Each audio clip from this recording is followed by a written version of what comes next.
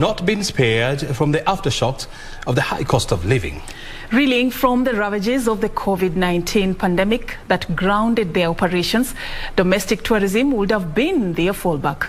But as Juney Karisa reports, this option has not been brought much success in bookings as prospective clients are cash-strapped. A majority of hospitality industry players will not be closing for renovations during the low peak season as they hope to maximize on domestic tourism so as to salvage losses incurred during the last 2 years.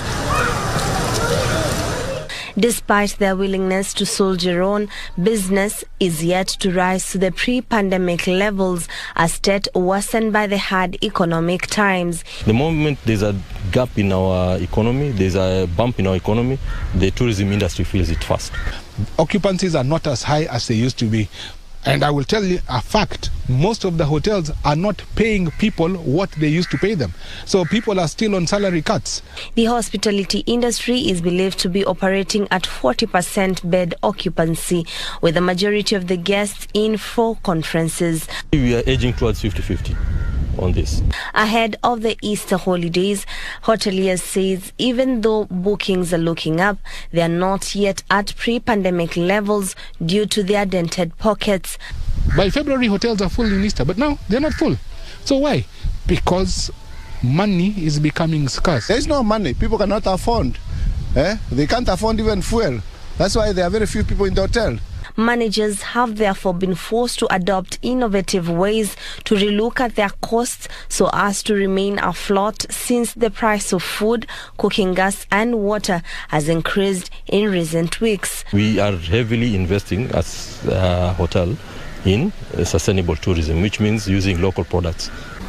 We are working, creatively working on a good rotation of shifts, for example, to ensure that we have only essential services running. When the rains come and the supplies start to come back, let us reduce our rates, let us reduce the prices of milk, sugar, unga and everything down. This has not been without reprieve. The government announced lower cost of electricity in December and other incentives. However, such incentives seem to be a drop in their ocean of challenges.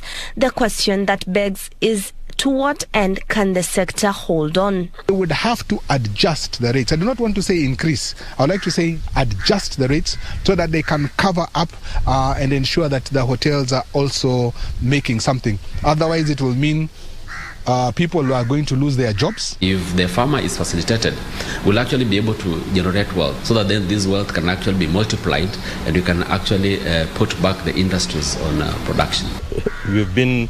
We've become very adept at changing with the circumstances, readjusting very quickly. Juney Karisa from